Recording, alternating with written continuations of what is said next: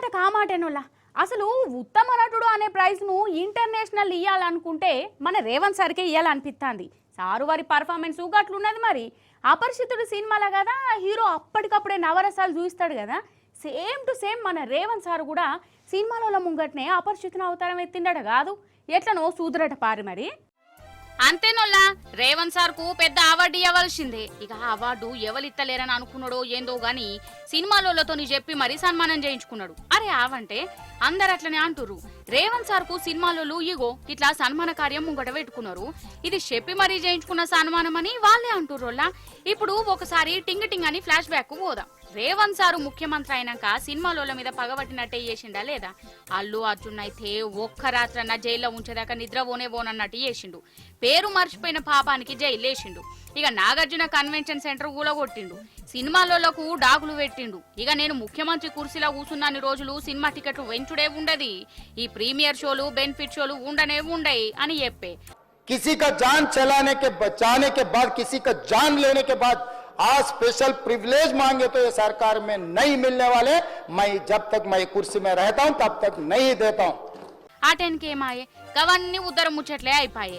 Cinema టికెట్ల రేట్లు పెంచుకోమని చెప్పిండు, బెనిఫిట్ షోలకు పర్మిషన్ కూడా ఇచ్చిండు. అంటే రేవంత్ సార్ ముఖ్యమంత్రి కుర్చీలకెళ్ళి దిగిపోయిండు అయ్యేంది అని అనుమానం కూడా కొట్టింది సార్ గట్ల ఎత్తే. అయితే సినిమాలో దూరం అవుతుర్రు, వాళ్ళ ఫ్యాన్స్ గారం మీద ఉన్నారని అనుకున్నాడో ఏందో గాని ఇక సన్మాన కార్యం ఒకటి ముంగడ పెట్టుకున్నాడోలా. వాళ్ళను చెప్పుతోని కొట్టినంత పని చేసి మళ్ళా డప్పుతోని స్వాగతం పలికించుకున్నంత పని చేసిండు అంటుర్రు ఈ సన్మాన కార్యం చూసినోళ్ళంతా.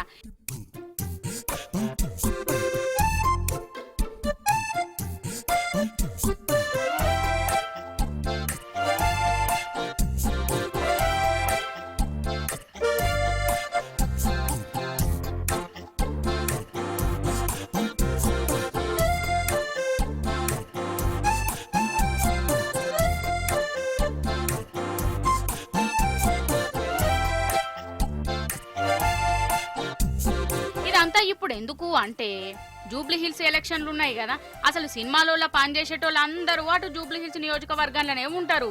ఇక వాళ్ళను ఉబ్బియని కేగి సన్మానం ఇగురం పెట్టుకున్నాడు.